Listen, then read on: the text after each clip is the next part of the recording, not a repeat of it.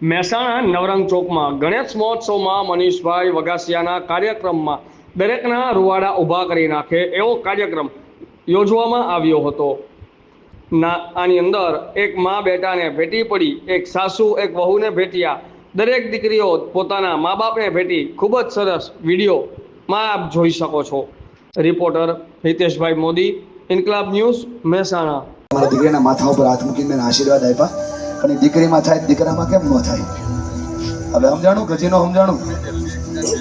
હા, હવે હું તમને એનું સોલ્યુશન આપું. પકડો હાથ તો કહું, કમ્પેરિઝન બંધ કરો, દુનિયા તમારી થઈ જાય. જય હો. અહીંયા આ બાજુ કોન્ટ્રાક્ટ અહીંયા રાખ્યો છે, સમજાય? આ કોન્ફિડન્ટ છે, આ લેક ઓફ કોન્ફિડન્સ છે. ભગવાન તમારી પૂજા તો એ હવે ને, હવે સમજી જાવ તો અભિનંદન છે. આખો પરિવાર બેઠો, આ દુનિયા છે. આ તમને ઊભા એટલા માટે નથી કર્યા થઈ તમે, એ જ તો કહું છું. આ એક્ઝામ્પલ છે, તમને ભરોસો બેસે. આ 5 દેશમાં વિદેશમાં ગયો હોય ને, કેટલું પાણી નો વલે સાહેબ. એટલે કહું છું કે આ ભરોસો બધાને આપવો છે. ઊભા થઈ જાઓ દાદા, તકલીફ કાંઈ નહીં થાય, ચિંતા નહીં કરો. તમને બધાને કહું છું, જ્યાં તમારો પરિવાર હોય, જ્યાં તમારા લોહીના સંબંધ હોય, જેની હારે તમારું દિલ મળતું હોય ને, એ વ્યક્તિ પાસે પહોંચવાનું છે. માં હોય, બાપ હોય, સાસુ હોય, વહુ હોય, જઠાણી હોય, દેરાણી હોય, બેન હોય, ભત્રીજી હોય, ભાણિયા હોય, કાકા હોય, કાંઈ ન હોય, ભાઈબંધ હોય, છેલ્લે કોઈ ન હોય તો પતિ કે પત્ની તો હશે જ ને. એને ઘરે મળવાનું છે, થેન્ક યુ કહેવાનું. આપણે તેને સાંભળીએ છીએ બહુ બધું. પ્લીઝ આ પંખો બંધ કરો. મેં 4થી વાર કીધું, તમને મારા શબ્દોની ઈજ્જત નથી કે તમને મારી કદર નથી. Thank you. ગરમી સમજી શકું છું ભાઈબંધ, ડિસ્ટર્બ થાઉં છું એટલા માટે. સમજી શકો છો? પુસ્તક ન હોય વાલા વાલા, તમારું મસ્તક જ મારું પુસ્તક હોય, ચોપડી ન હોય. તમારી ખોપડી જ મારી ચોપડી હોય. હું કોઈ મોટો માણસ નથી, તમારા જેવો સામાન્ય માણસ છું. દિલ ખોલીને તમારા વાતો કરું છું. થોડી કરો. આપણે ભૂલી બહુ જઈએ છીએ, જે હું આજે તમને સમજાવવા માંગુ છું. થોડો પ્રયત્ન કરીએ. બોલો, કરશો? આગળનું બધું ભૂલી જાવ તો ચાલશે, આ કરજો. કરશો? તમારા સંતાનો તમને પાછા આપવાનો છો. હા, તમારી દુનિયા બદલવાનો છો આજે. શરૂ કરીએ તારાથી બેટા. હાથ છોડ દે પાછળથી. શું નામ છે તારું? દિયા. હાથ છોડ દે. દિયા, કેટલા વર્ષની છો? 18. કોલેજ શરૂ થઈ ગઈ બેટા? બાકી છે. હા બેટા, ઘણી બધી વાર એવું થતું હશે કે તું ઘરમાં બેસીને આમ વાંચતી હોય, 12માં 12થમાં, તો મમ્મી છે ને આમ પાછળથી સહેજ બારી ખોલીને ચેક કરે કે તું વાંચે છે કે નથી વાંચતી. ટ્રસ્ટ છે એને ટ્રસ્ટ છે ને. આપણે બહુ વાર ટ્રસ્ટ કરીએ છીએ બેટા. ડિસ્ટ્રેક્શન્સ થાય સમટાઈમ્સ. અને ટ્રસ્ટ જ્યારે તૂટે અને આપણા પર જ્યારે ડાઉટ થાય, ત્યારે આપણા મન પર કેવી અસર થાય?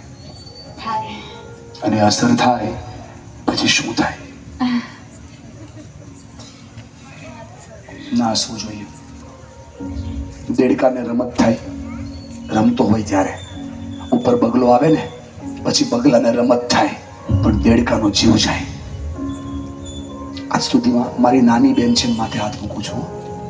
આજ સુધીમાં છે ને, આ દિયા બેનને કોઈ આમ ખંભા પર હાથ મૂકીને પૂછે ને કે બેન, દીકરી, તને શું થાય, તો એની આંખો કહી દે એને શું થાય. આપણાથી કહેવાતું નથી ને, એટલે પ્રોબ્લેમ થઈ રહ્યા છે. સાચું કહું છું ને બેન? હા. પછી આપણે એકલા પડી જઈએ. હા. પછી આપણા મનમાં કેવા થોટ આવે બેટા?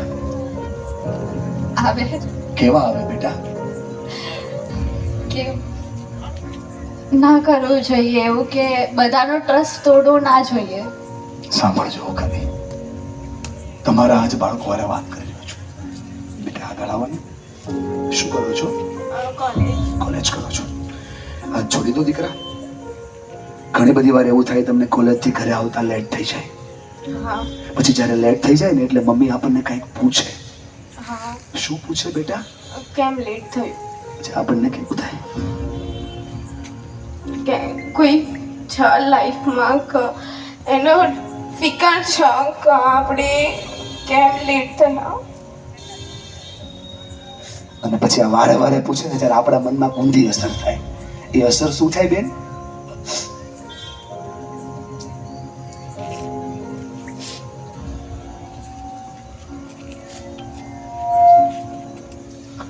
હાથ છોડી દે. આપણા સપનાઓ બહુ મોટા છે, પણ આપણા સપના જ્યારે આપણે કોઈને કહીએ ને બેન, તો સામેવાળા વ્યક્તિ આપણા સપના સાંભળે પણ નહીં. ના એવું અને જ્યારે જ્યારે આપણે આ સપનાઓને શેર કરતા બેલેન્સમાં વધતા હોઈએ, ત્યારે આપણી લાઈફના એ સિદ્ધાંતો થાય જેમાં ભરોસો બહુ તૂટે. I never feel this. જ્યારે આવું ફીલ ન થાય ત્યારે કોણ સાથે હોય મમ્મી પપ્પા અને એ શું કરે? ઓલવેઝ સાથે જ હોય. એ આપણી સાથે ઓલવેઝ હોય, પણ ઘણી બધી આપણે એવી ગેમ રમીએ જેમાં એ આપણી સાથે ના હોય. થતું હશે ને કે આ તો સારો માઇન્ડ રીડર છે. નથી, કોઈ એવી વાતો તમને પૂછતો નથી જે તમારા દિલને અડે. એક નાનકડી એમથી વાતથી શરૂઆત કરું છું. થિંક કરજો આના ઉપર.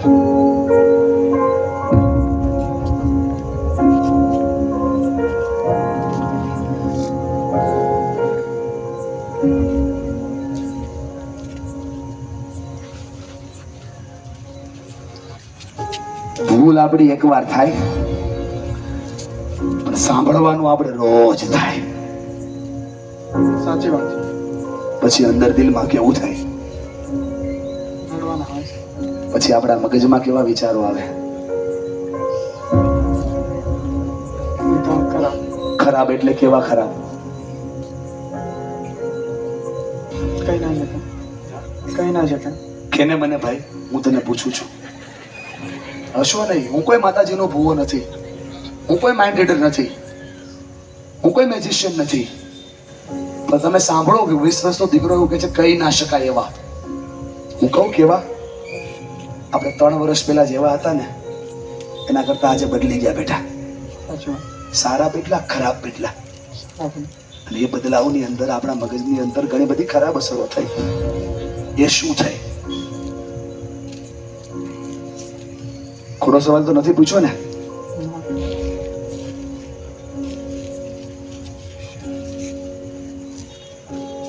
હા, આપણે સાચા છીએ ને એ આપણે રોજ સાબિત કરવાનું. હા. કે આપણે સાચા છીએ. હા.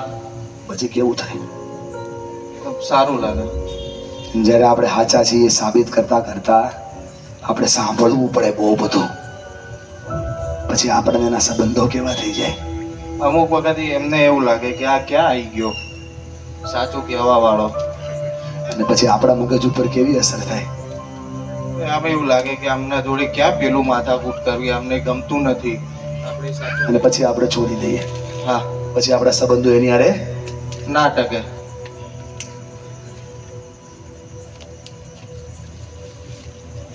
સમજો છો ને? નાની નાની વાતો સમજાવું છું બેન. ઘણી વાર આપણો મોબાઈલ ચેક થાય.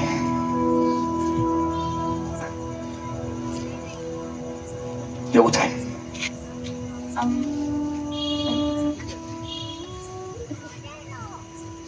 ન ગમે એવું થાય. ગમે? ગમે? પછી મનમાં કેવું થાય? ટ્રસ્ટ નહીં હોય. પછી આપણને કેવા વિચારો આવે? ખરાબ એટલે કેવા?